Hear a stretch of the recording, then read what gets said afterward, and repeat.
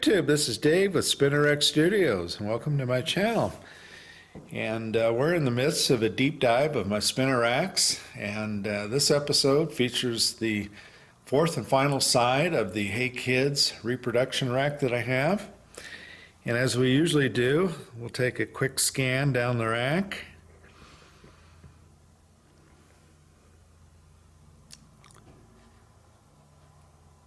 And we'll maybe zoom in here a little bit.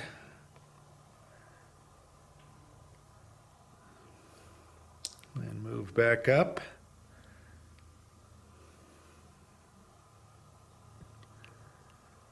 All right, so there are the books, and as usual, I'll stop the camera here, pull them out, and we'll take a deeper look. Hold on. All right, friends, I'm back and have the comic books off the rack, and we're going to start off with Jungle Action featuring Black Panther. This is issue number 7. And Rich Buckler was the penciler, and the inks were done by Klaus Janson. Comic was published in 1972. And of course, Klaus is a well-known inker, especially during Frank Miller's Daredevil run.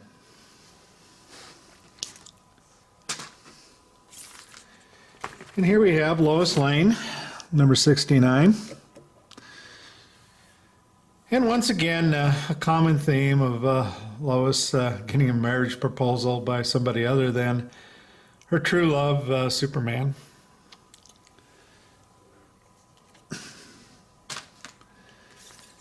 And we're going to move on to a Harvey comic, Tough Ghost starring Spooky, and this is issue 34. It's kind of one of those almost infinity-like covers with, you can see a fish eating a fish eating a fish. Fun cover.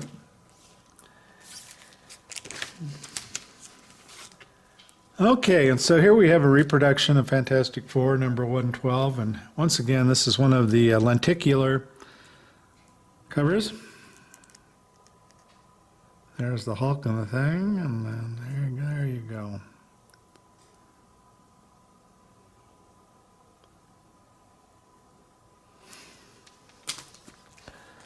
All right, next up is Challengers of the Unknown 45.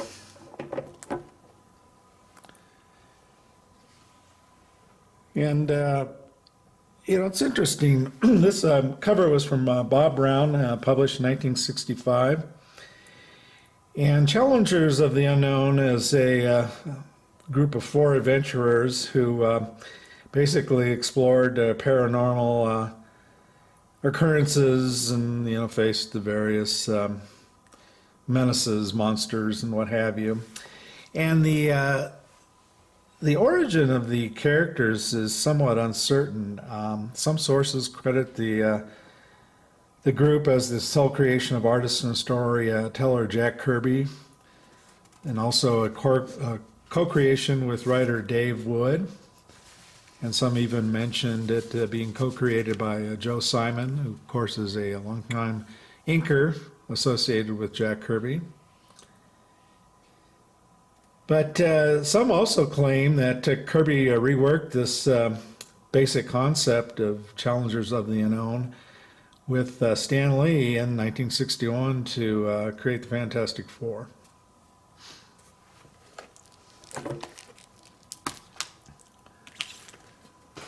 All right, Rawhide Kid, 134.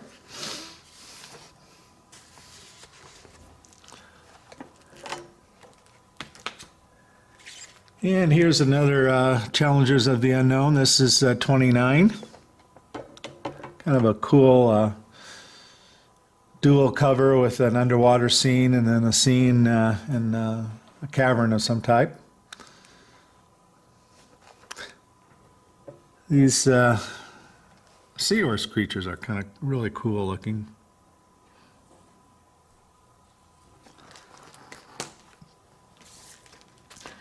Here we have Tales to Astonish, number 92.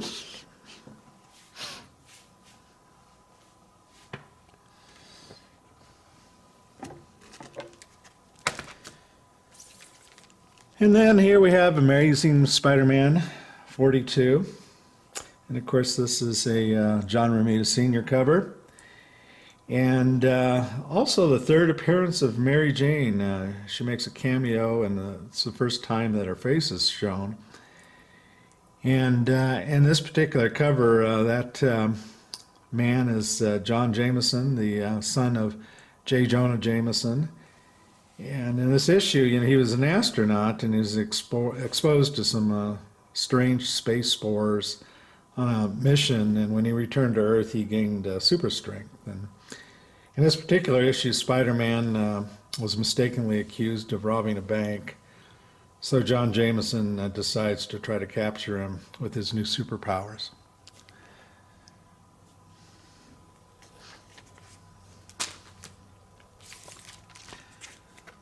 All right, another Incredible Hulk, issue 118, guest starring the Submariner.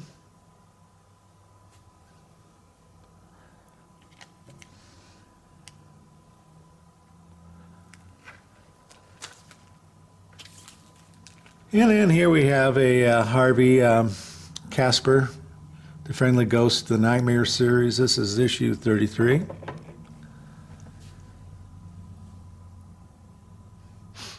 And some of you have probably seen, I do collect Western comics, so this kind of comic caught my eye because of the Western theme.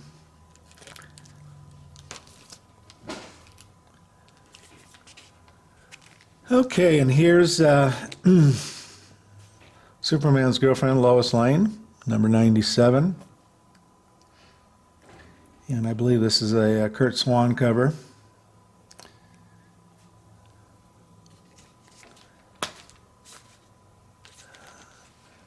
And here we have Richie Rich, number 100. And with the football season starting up, I think it's an appropriate cover. And the reason I bought this cover is I think it really shows the NFL. Just these athletes are paid tremendous, almost obscene amounts of money. And so here they're stuffing Richie Rich's shirt with some padding made out of dollar bills, or $100 bills probably in his case.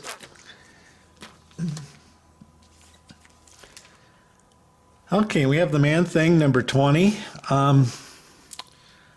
Man-Thing, not really a character that I collected, but this cover caught my eye with Spider-Man, Daredevil, the Thing, and I never could pronounce his name. I don't know the right way. Shang-Chi.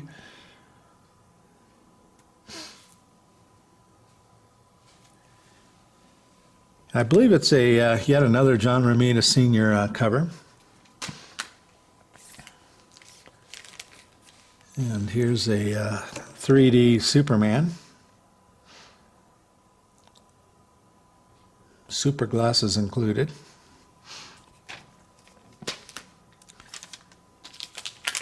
And then here we have a reproduction of Fantastic Four, number 1. Yet another lenticular cover.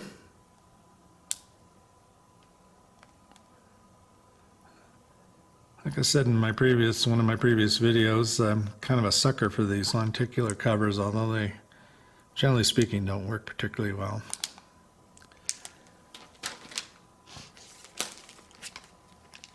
Captain America 171, with yet more John Romita Sr. Goodness.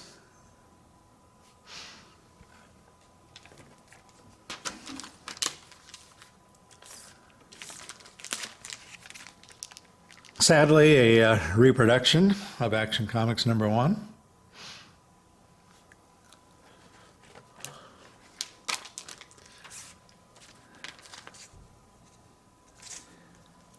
Bunny, number 17. And I believe in one of my videos regarding comic books, a deep dive on the Gold Key Rack, I talked a little bit about the background of this book.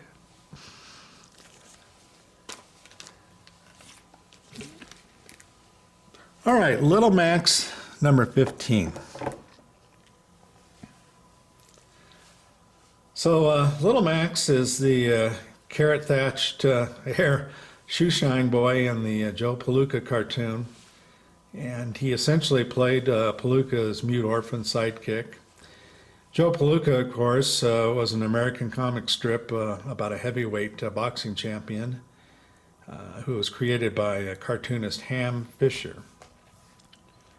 And interestingly, this little character, Little Max, was based on Max Bartkowski, one of the kids that the creator Ham Fisher grew up with in Pennsylvania. And Max Bartkowski, interestingly, he ran a jewelry store, a long-running jewelry store called Bartkowski Jewelers in the downtown, pardon me if I pronounce this wrong, town of Wilkes-Barre, Pennsylvania. And the store closed in 2013. And when I was looking online, it appears he's still alive. He's in at least his 80s, if not early 90s.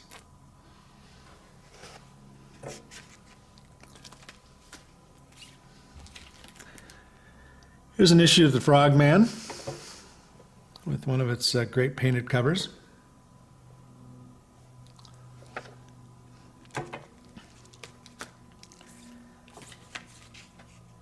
And another Lois Lane, issue 127. This cover always kind of made me laugh. You know, you've got Superman with all these powers, super hearing, supervision. And yeah, you look at this cover, and it looks like Lois literally is just right under the surface of the water with a shark coming after her, yet Superman doesn't seem to have any knowledge of that fact. So I've always found it to be kind of a funny cover.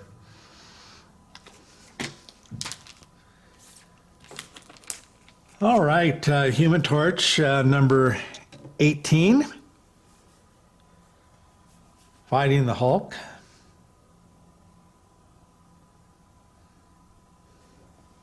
The Hulk was a pretty consistent character in a lot of guest character in a lot of the other Marvel comic books at the time.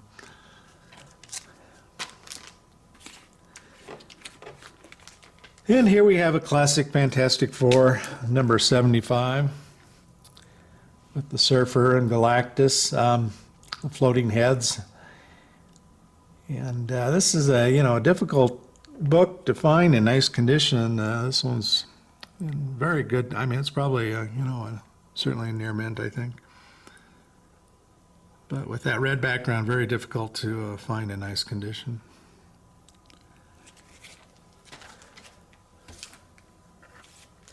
And here we have Sea Devils number 9, a gray tone cover.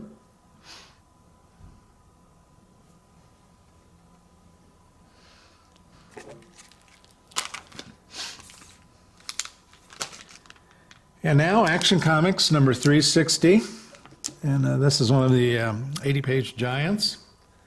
Cover by Curt Swan, 1968. And during that period, it seems like if Superman was on the cover, Curt Swan drew it. But this book was always one of my favorite action covers. I think it's kind of clever, the way it has this game board theme to it. It's one of these, like I said, square-bound 80-page giants, so very difficult to find in nice condition, and this one is in excellent condition. It's, I would say, probably at least an 8.5, if not a bit higher.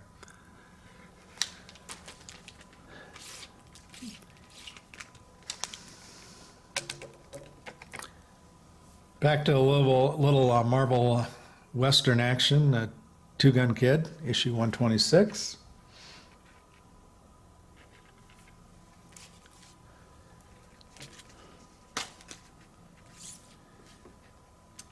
And an early Silver Age Captain America, issue number 101. the red skull on the cover. Okay, a bonus insert here. When I finished the video and I was getting ready to put these books back on the rack, as I flipped this particular book over, I noticed something, and I'm going to show it to you here shortly. But first, take a look at the book. This is, early Captain America Silver Age, issue 101. It's in near mint condition. It's a sweet copy. It does have a little spine tick right there. Let's see, kind of right where Cap's knee is. I don't even know if you're going to be able to see it, but other than that, there's really nothing else that's wrong with it.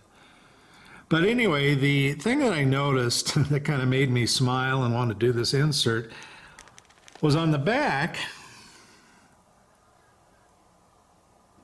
was this. And this tells me a lot about the history of this book. You've heard me talk about in either the late 70s or very early 80s.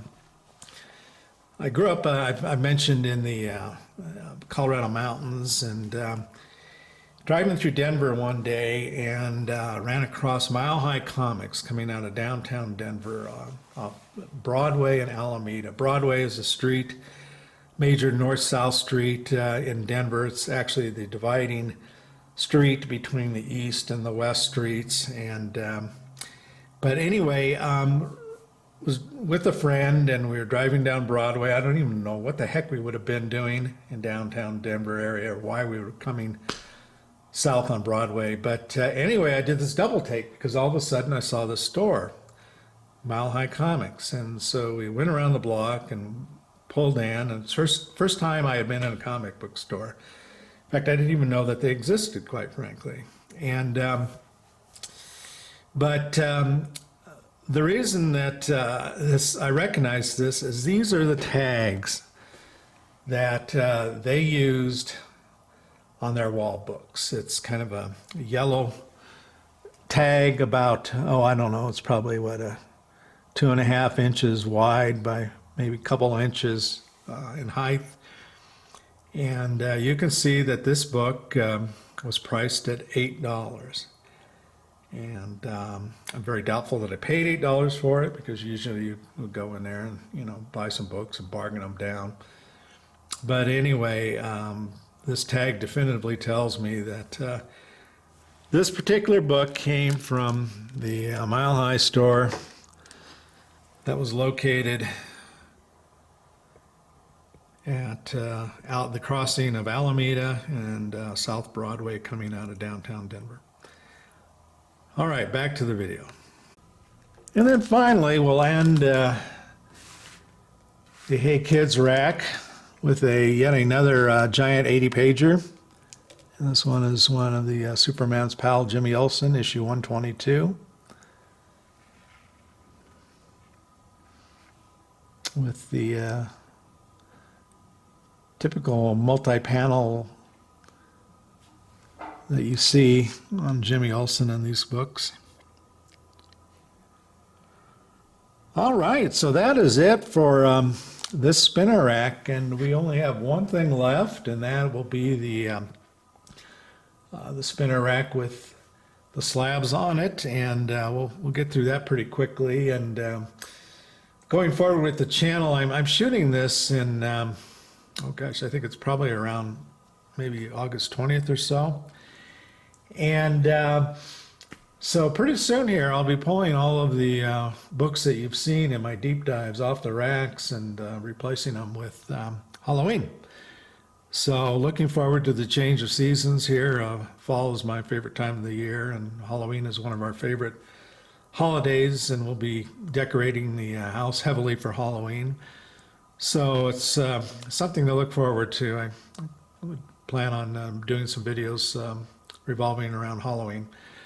Well, I hope you've enjoyed the deep dive of this rack, and take care and have a good week.